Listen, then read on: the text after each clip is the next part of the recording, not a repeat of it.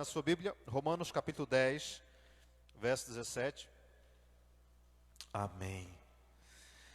Romanos 10, 17 está escrito assim: de sorte que a fé é pelo ouvir, e o ouvir a palavra de Deus. Pode ser que na sua versão esteja assim: a fé vem pelo ouvir, e o ouvir a palavra de Deus. Ou, na NVI está escrito que a fé vem pelo ouvir a pregação, e a pregação da palavra de Deus. Queridos, nessa manhã eu quero compartilhar com vocês um pouco sobre fé. O que é fé? Eu lembro que essa foi a primeira dúvida que eu aperreei o meu primeiro pastor. A primeira pergunta que eu fiz para ele foi: pastor, o que é fé? Porque eu já tinha entregado a vida a Jesus, e eu via ele sempre falando sobre fé, sobre fé, sobre fé.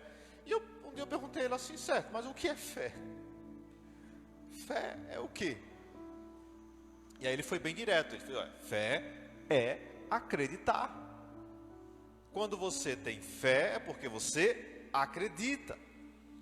Em Romanos 10, Paulo fala assim: a fé ela vem pelo ouvir.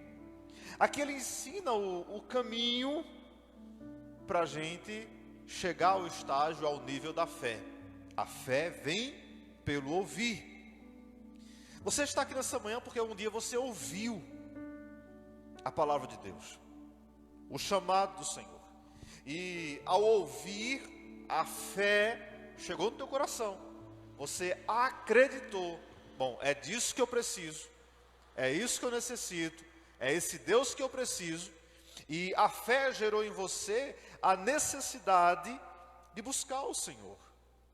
Então, todos nós, todo ser humano, ele tem dentro dele a essência da fé. Ele acredita, ele tem necessidades. Até alguém que nega a fé, ou que diz assim: não, eu não creio em Deus, eu não preciso de Deus, ou coisa desse tipo. É difícil a gente negar algo que não existe. Então não faz sentido um ateu dizer assim: eu não creio em Deus. Ora, como é que eu vou crer em algo, vou deixar de crer em algo que não existe? Se Deus não existe, não tem por que eu deixar de crer, ou eu não crer na essência, na existência dele. Você está aqui nessa manhã porque a fé trouxe você até aqui. E a fé é algo que nos sustenta. Nós dependemos da fé. Agora veja, tudo começa a partir do ouvir. Quando você ouve um testemunho como esse aqui, é comum você dizer assim: ora, se Deus fez com Carla, pode fazer comigo também. Quando nós ouvimos o que Deus fez na vida de alguém, a nossa tendência é o seguinte: ora, o que Deus fez com ele, pode fazer na minha vida. E isso aumenta a nossa fé. Um dia um irmão subiu aqui e falou o seguinte: eu tinha um sonho de viajar de avião, nunca tinha viajado de avião, e eu fiz uma viagem, e ele estava muito feliz. Um irmão estava sentado aí e falou o seguinte: ora, se Deus fez isso com ele, pode fazer comigo também. E é o meu sonho também. E Deus providenciou uma viagem para ele de graça, ida, volta, hospedagem, alimentação. E ele veio aqui e contou: olha gente, eu escutei, e a partir do momento que eu ouvi o que Deus fez com o irmão, gerou fé no meu coração. E eu disse: bom, se Deus fez com ele, Deus pode fazer comigo também. Então Deus pode me abençoar também. E a fé gerou algo incrível na vida dele. Quando eu olho para a palavra de Deus, eu vejo muitas pessoas sendo abençoadas através da fé e através do ouvir. Por exemplo, em Romanos 8 fala que em Atos 8 nos ensina que os samaritanos, eles ouviram a palavra de Deus e creram. E através de ouvir a palavra, todos se converteram e foram batizados. Quem eram os samaritanos? Eles eram aqueles que não estavam dentro do plano e do propósito original de Deus. Os samaritanos eram uma mistura de judeus com gentios. Eles não eram a chamada raça pura. Eles não eram judeus puros. Eles eram misturados. Obrigado, Lucas. Eles eram misturados e daí surgiu os samaritanos. E o que acontece? Eles não estavam dentro do plano original, inicial de Deus. O Senhor veio para os seus. Quem eram os seus? O seu povo, os judeus. Só que os judeus não o receberam. E o texto fala aqui em Atos 8 que os samaritanos, eles ouviram e eles acreditaram. Eles tomaram posse, eles creram e por isso foram batizados, foram salvos. E muitos estão lá na glória esperando a gente chegar lá hoje. Por quê? Porque um dia eles ouviram. Há um outro homem na Bíblia que eu acho muito interessante e o mundo dele cruzou a minha história. Em Atos capítulo 8 também, ensina que Filipe, evangelista, ele estava em um certo lugar. Esse texto é tão marcante que eu queria encontrar. Põe aí, meninos, por favor, Atos 8, 39. Atos 8, 39. Diz que Filipe, ele estava em um lugar, em Samaria. Ele tinha acabado de converter, pelo poder de Deus, os samaritanos. Mas para a gente poder compreender, vai para o 38 aqui, volta para o 38, 37, eu vou achar ele aqui agora, em nome de Jesus. Ok. Amém. 36, eu estou achando. Amém, ok. 35. Amém. 34, certo. 33, não, é para vocês poderem compreender. Sim, aqui é o texto inicial que nós lemos. Filipe está ensinando aos samaritanos, ele está pregando aos samaritanos, e acontece um milagre muito grande ali. Deus, ele usa Filipe de uma forma muito especial, inclusive no versículo 12, vai lá para o 12 então agora, vai, aleluia. No 12, ele encerra o ciclo dele ali com os samaritanos, ó o que ele fala para eles: mas como creram em Filipe, que lhes pregava acerca do reino de Deus, o nome de Jesus Cristo, se batizaram tanto homens como mulheres. Filipe estava sendo muito usado por Deus em Samaria. Samaria era uma cidade. Você lembra quando o reino dividiu em duas partes? 10 tribos fundaram um outro reino e Samaria passou a ser a capital desse reino.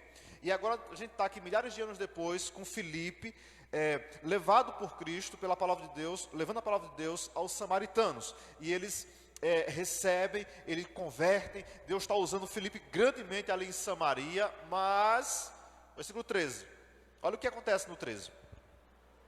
E creu até o próprio Simão, e sendo batizado ficou contínuo com Filipe, e vendo os sinais e grandes maravilhas que eles faziam, estava atônito.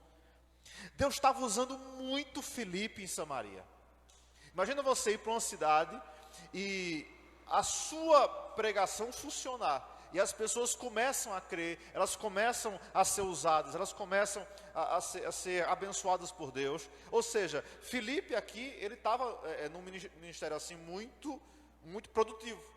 Os resultados estavam acontecendo muito grande. Até esse Simão aqui, que não era peça boa, ele acabou convertendo. Vai para o 14, vamos seguindo aqui com Filipe. Os apóstolos, pois, estavam em Jerusalém, ouvindo que Samaria recebera a palavra de Deus, e enviaram para lá Pedro e João. Veja só, Filipe estava sendo tão usado em Samaria que precisou de reforço. E aí enviaram para lá Pedro e João. E eles foram até Samaria e deram continuidade. Só que a Bíblia fala, interessante, que o texto nos ensina também que naquela região havia um homem. Ele era um eunuco de onde? Da Etiópia. Ele estava naquela região. Ele tinha viajado da Etiópia até Jerusalém para participar de uma espécie de congresso, das festividades naquela localidade.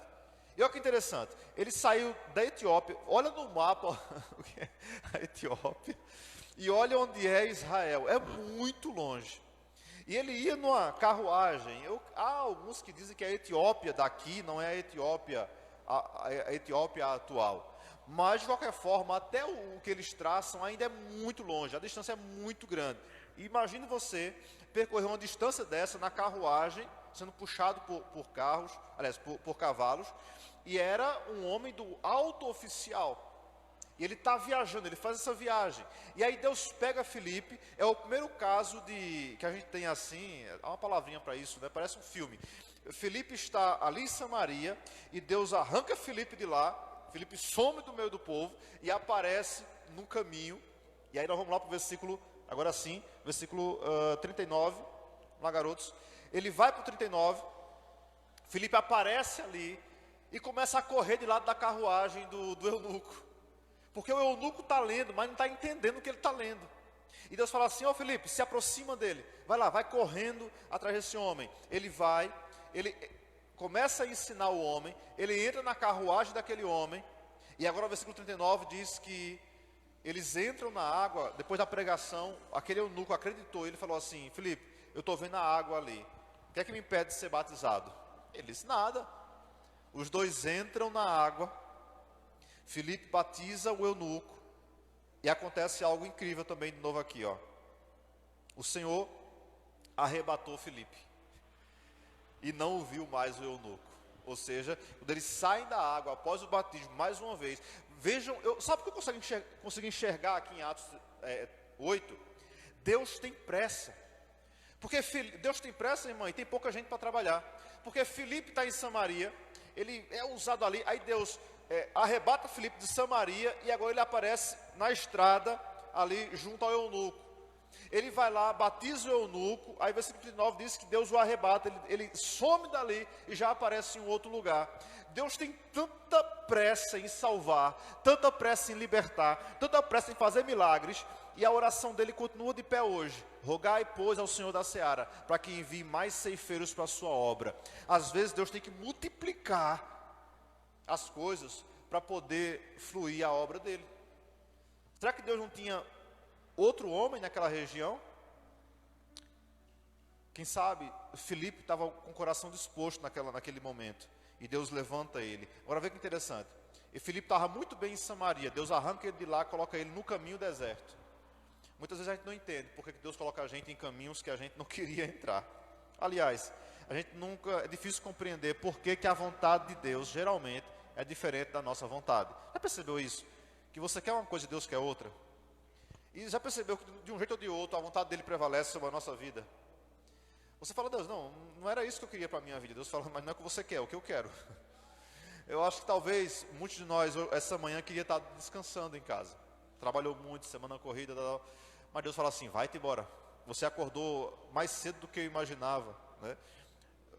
Eu estava vendo, acabei quando eu liguei o telefone hoje, eram 5 da manhã, e eu vi um status de uma pessoa aqui da igreja, e colocou lá 5 horas da manhã: benção, caísse da cama hoje, já está acordado. Você não contava em acordar às 5 da manhã no domingo. Deus te acordou às 5 da manhã. Ele queria alguma coisa com você nessa manhã. Por isso você está aqui hoje. Deus abençoe você. Sabe, nossa vontade geralmente é diferente da vontade de Deus. Mas o mesmo Paulo me ensina que a vontade de Deus é boa, perfeita e agradável. A nossa vontade geralmente dá errado. Por quê? Porque nós somos limitados, irmã Rosa. A gente só está enxergando o hoje e o agora. A gente só quer o agora. Nós estamos presos a um negócio chamado agora, ao presente, e a gente não consegue enxergar o futuro, e às vezes as lembranças do passado não são boas. Como a gente só pensa no agora, a gente só consegue enxergar o agora, a gente está muito preocupado com o agora. E a gente quer soluções imediatas. É por isso que muita gente toma prejuízo, porque entra em negócios que prometem lucros imediatos. A gente quer agora. A gente quer que as coisas funcionem no nosso tempo. Mas há um Criador que controla tudo no tempo dele. Então, quando alguma coisa sair errado com você, entenda: não é o tempo, não é o momento. Se você planejou de um jeito e não funcionou, eu estava na estrada, o pneu do carro estourou. Graças a Deus. É porque você não estava vendo 10 quilômetros à frente, Deus estava. Então desce, troca o pneu sem reclamar e segue viagem, porque tudo há um tempo e um propósito de Deus. Nós saímos daqui às 4 da manhã, em um feriado, ou véspera de feriado, não lembro. Eu lembro que eu fui com o carro carregado de varoas, Almeni mais umas 5 mulheres, né, para Fortaleza. Você imagina, são 730 quilômetros. Quais eram os nossos planos? Saímos daqui de 4 da manhã, vamos devagarzinho, são 700, quase 800 quilômetros. Então, de 1 da tarde, a gente está almoçando em Fortaleza. Glória a Deus, Antoniel. Esses eram os nossos planos.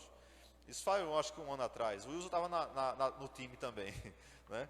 E quando nós chegamos ali em Toritama, naquela reta ali entre Toritama e Santa Cruz, eu fui por Toritama, nunca mais vou por ali, porque eu aprendi pela 101, é bem melhor. E chegamos lá naquela reta depois de Toritama, escuro ainda, 4 da manhã, eram umas 4:30 da manhã nesse momento, muito escuro. E eu vi uns negocinhos na pista assim, que parecia aqueles sapinhos, né, que morrem na pista. Eu pensei, puxa vida, tanto sapo é esse aqui essa hora? E um monte de carros parados, com alerta ligado. Eu pensei, acidente, só pode ser acidente. Carros vindo na contramão. Espera aí, tem coisa errada aqui. De repente o carro começou a andar descontroladamente. Resultado, estouramos um pneu. Aquilo era grampos.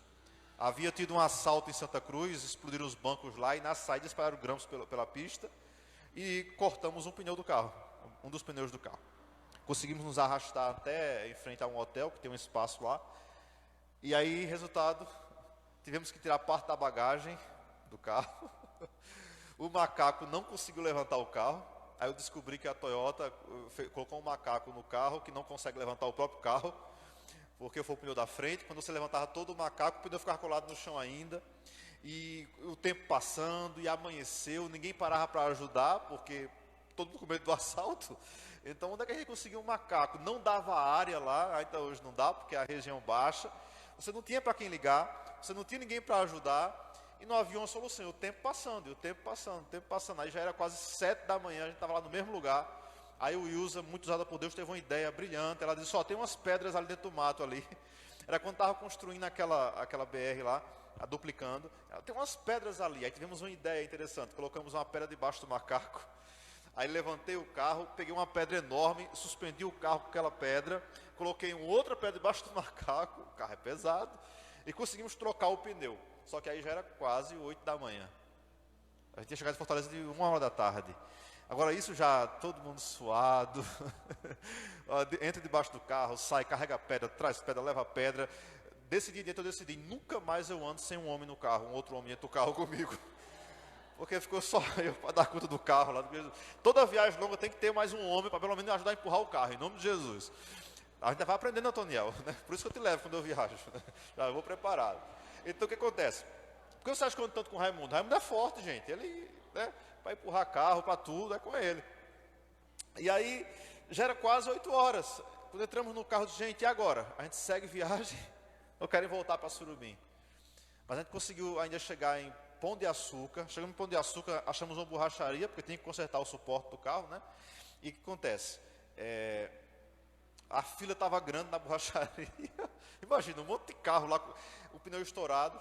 E aí terminamos lá de trocar o pneu, já era 9 horas. Nós planejávamos chegar era um evento que começava lá à noite. Então a gente planejava chegar no meio-dia, almoçava, descansava à tarde, ia para o evento à noite, ia ser uma benção. Só que aconteceu, eu perguntei, irmãos, e aí, a gente volta para Surubim ou segue viagem? Imagina, que frustração voltar para casa. E eles disseram, vamos para Fortaleza.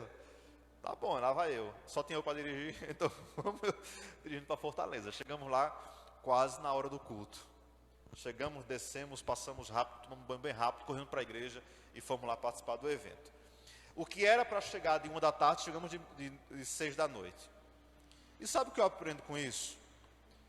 E tudo tem um propósito de Deus. Eu não sei o que nos esperava na estrada. Muitos que estavam parados ali naquela reta não furaram só um pneu, furaram 2. Teve gente que furou os 4 pneus do carro. Eram muitos grampos. Nós só furamos um, o suficiente para trocar e seguir viagem. Havia um propósito em tudo. Então, gente, é para chegar às 6 da noite aqui em Fortaleza, a gente chega dando glória a Deus mesmo e vamos seguir a viagem em nome de Jesus. Eu não sei o que foi que parou você, que atropelou você no meio do caminho, mas sabe de uma coisa? Em tudo dai graças a Deus. A gente não entende, mas Deus, por que o Senhor permitiu isso aqui? Deus está vendo lá na frente, gente. Deus tem um propósito. Há muitos anos atrás, eu era adolescente, eu estava na casa de alguns irmãos aqui, nessa vila de Jacó. E eu sempre que eu vinha lá, eu tinha um percurso que eu fazia. Era sempre aquela mesma rua que eu passava, sempre a mesma rua, a pé, né? E nesse dia, quando eu fui entrando naquela rua, sabe uma coisa? Vou por aqui não, eu vou pela outra rua. E vim pela rua seguinte. Quando eu chego aqui na PA 90, eu percebo que na rua que eu sempre passava, tinha 2 pessoas encapuzadas. Não ia dar certo passar por ali.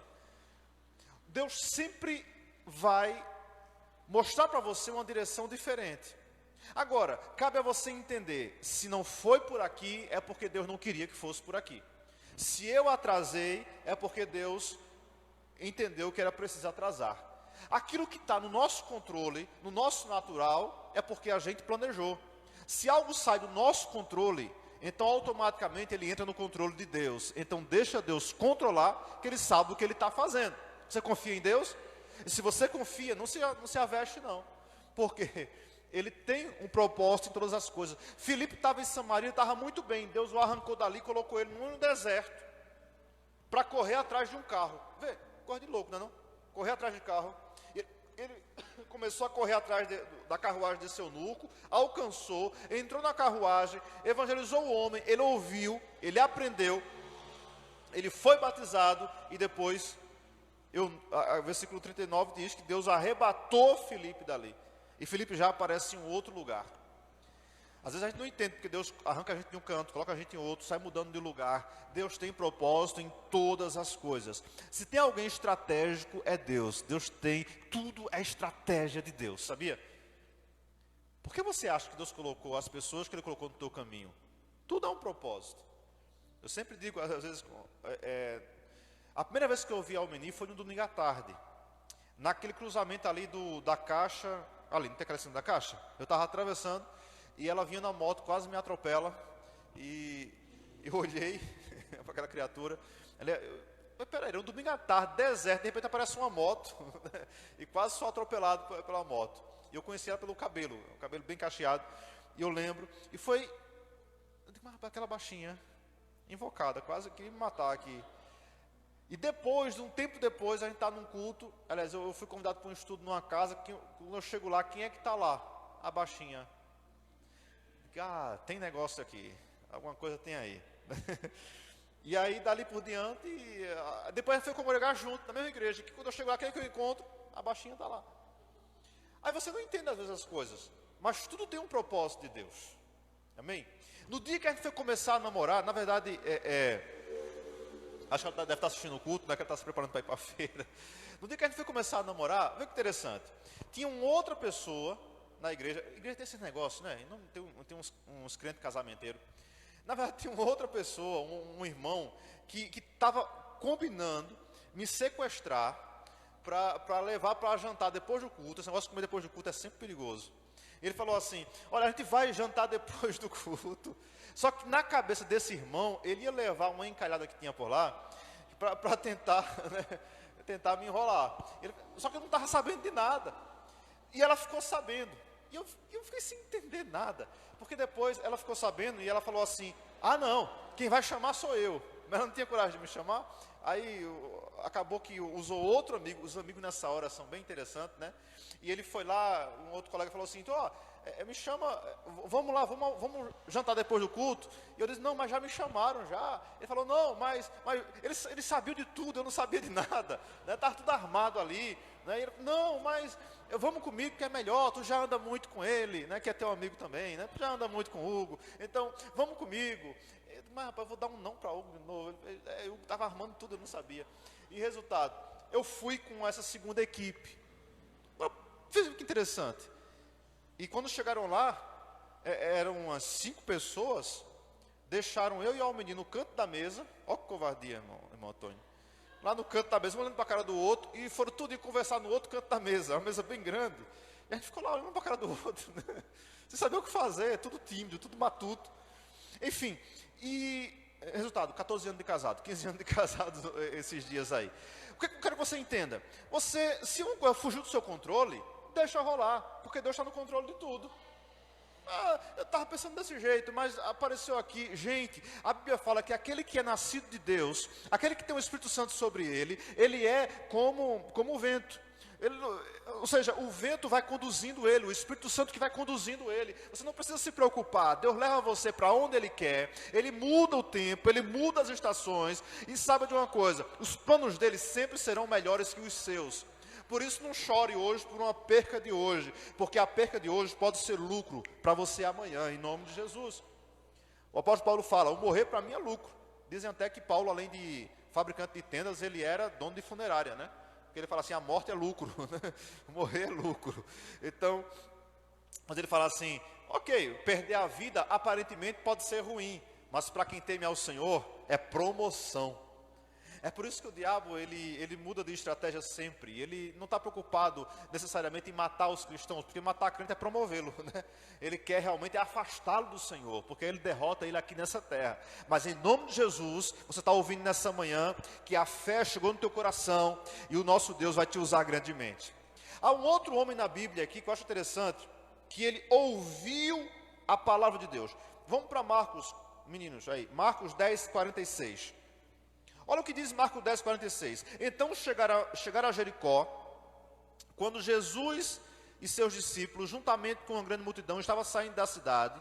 O filho de Timeu, Bartimeu, que era cego, estava sentado à beira do caminho pedindo esmolas. Versículo 47 diz, quando ele ouviu que era Jesus de Nazaré, começou a gritar, Jesus, filho de Davi, tem misericórdia de mim. Olha lá, versículo 47 diz que quando Bartimeu ouviu que era Jesus, ele falou, opa, gerou fé no coração dele. Ele disse, é Jesus que está passando aqui, é? Eu sei, eu ouvi dizer já que ele cura, que ele faz milagres. Então ele começa a clamar muito alto, Jesus, filho de Davi, tem misericórdia de mim. Agora, quando foi que ele despertou a fé nele, gente? Quando ele ouviu que Jesus estava passando por ali. Os cegos precisam ouvir que Jesus faz milagres. Há uma multidão de pessoas cegas espiritualmente, elas não sabem para onde ir, o que fazer, elas estão tateando pelo mundo. Elas precisam ouvir, Jesus salva, Jesus liberta, Jesus faz milagres. A missão é nossa, dizer, olha, Jesus faz milagres, hein? Esse menino aqui, o Bartimeu, ele ouviu falar que Jesus estava passando por ali. Mas veja, se ninguém tivesse falado para ele, como é que ele saberia? Ele só foi curado porque ele ouviu, alguém falou que Jesus estava passando por ali. E a fé vem como, gente? Pelo ouvir. Há pessoas elas precisam ouvir o que Deus fez na sua vida. Elas vão dizer assim, opa, então Ele pode fazer comigo também. As pessoas precisam ouvir que Jesus restaura casamentos, para que o casamento delas sejam também restaurados. Elas precisam ouvir que Jesus faz milagres. E como é que elas vão ouvir? Quando você dizer o milagre que Ele fez na sua vida. Você dizer assim, olha o que Ele fez comigo. Olha a obra na minha vida. Deixa eu correr aqui, por causa do tempo. Uma outra pessoa linda, assim, aqui na Bíblia, é em Marcos 5, versículo 27. Fala de uma mulher com 12 anos de enfermidade. Em Marcos 5, 27 diz que ela, ouvindo falar de Jesus, veio por detrás, entre a multidão e tocou em suas vestes. Você lembra dela? Mas quando foi que a chave virou no coração dela? Quando ela ouviu falar de Jesus. Ela fez, Jesus está passando por aqui. Jesus faz milagres. E ao ouvir sobre Jesus, ela fez assim, se eu tocar, eu serei curada. Então ela vem por trás da multidão e toca em Jesus. Você sabe o que aconteceu, né? Ela foi curada instantaneamente. Mas quando é que a fé surgiu no coração dela, irmãos? Quando ela ouviu. E por que ela ouviu?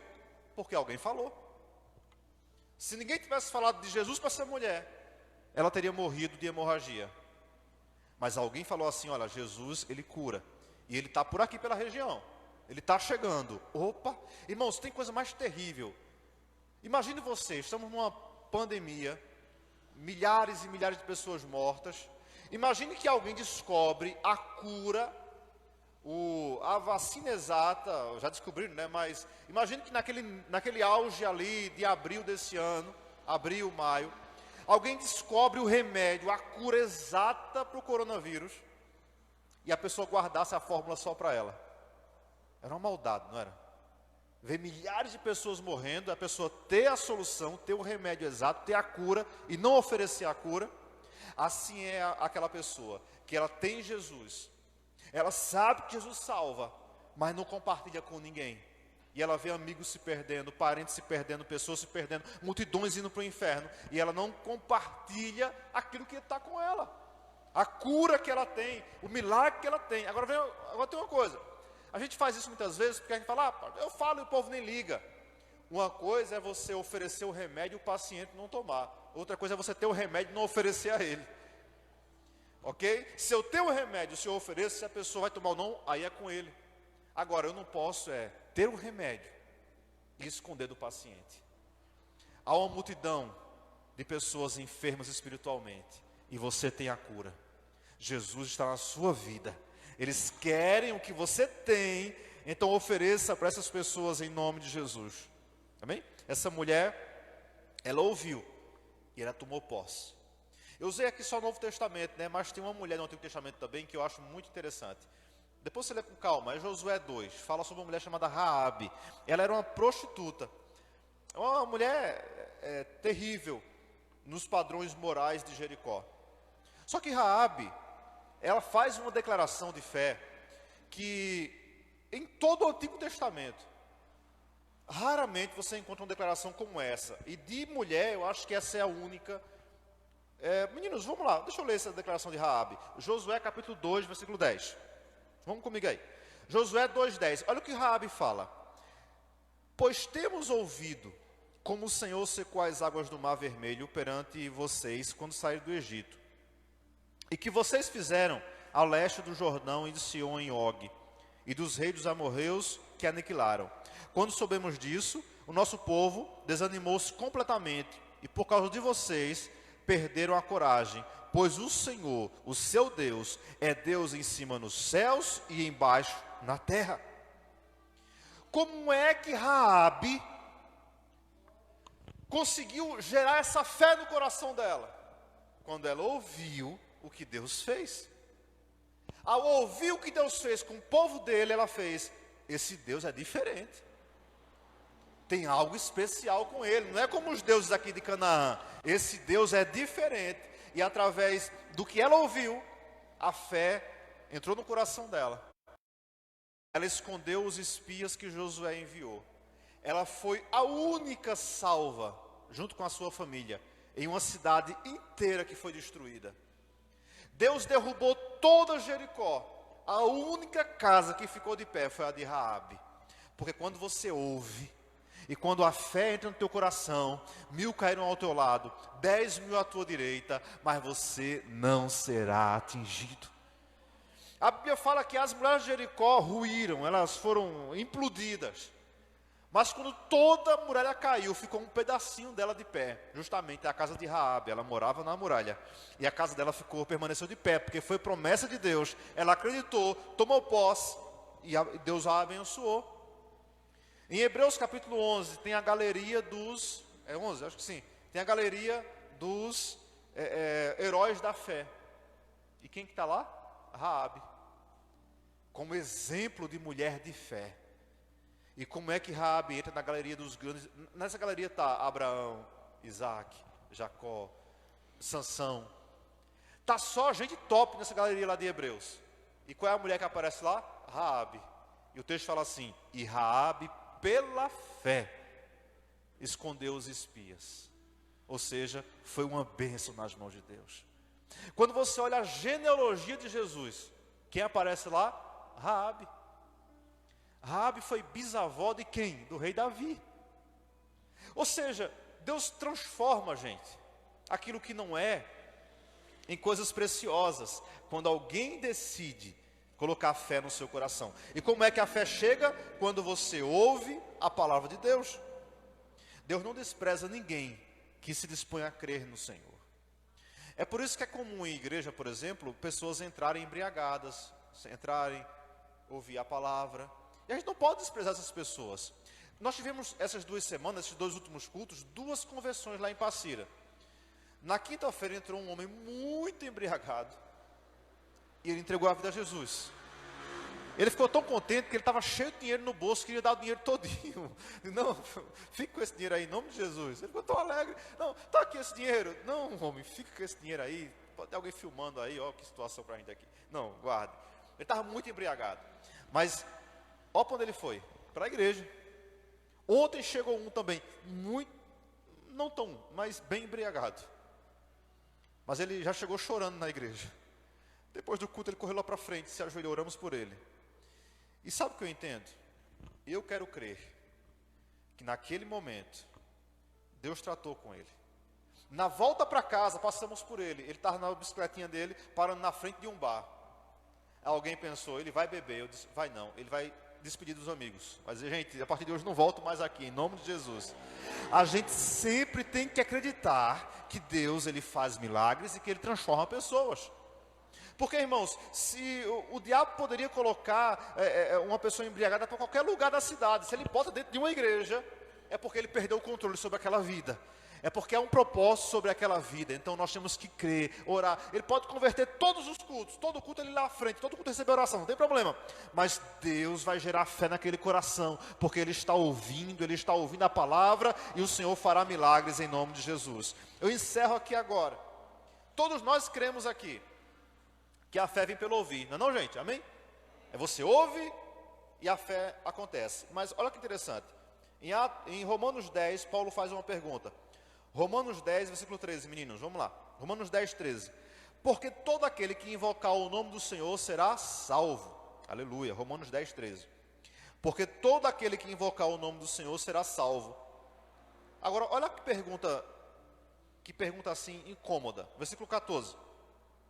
Como, pois, invocarão aquele que não creram?